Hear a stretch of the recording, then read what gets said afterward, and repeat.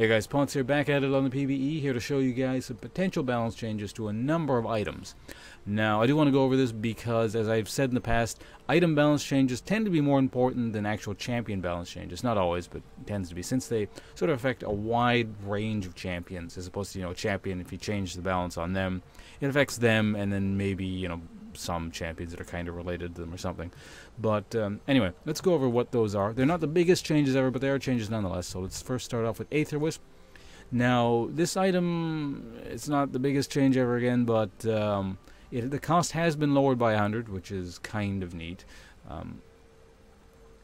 It builds into 3 items that, aren't built as much as sort of a lot of core items, so we'll see how that one goes.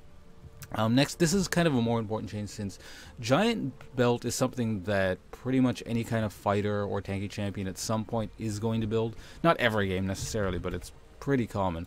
This now actually has a step to it, so you can actually build out of the Ruby Crystal, and then it builds into Giant's Belt. And the total cost remains the same, but it's really, really handy when you add this sort of incremental step in. It means it makes the build less clunky.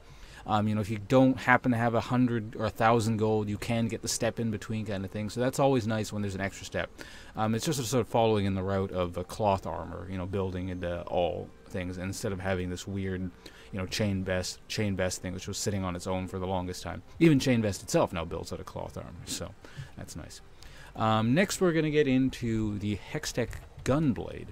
Now, this I don't quite understand as much, because I haven't actually built or played a champion that I would consider Hextech good on in a really long time.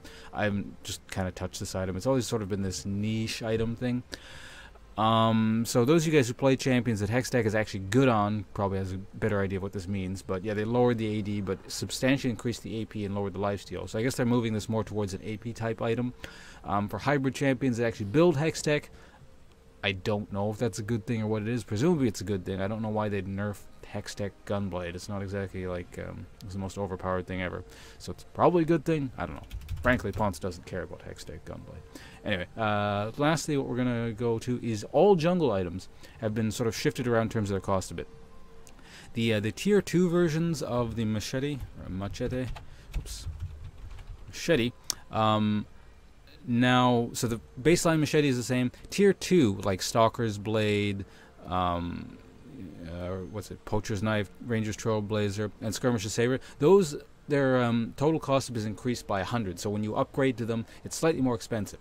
But the total cost remains the same, because when you go to the Tier 3 jungle item, the cost has been lowered by 100. So ultimately, if you go to the very end of it, it's the same. Now, in a sense, this is sort of a nerf, because, gold is more, like, small amounts of gold are kind of a thing early on in the game. Later in the game, 100 gold, whatever.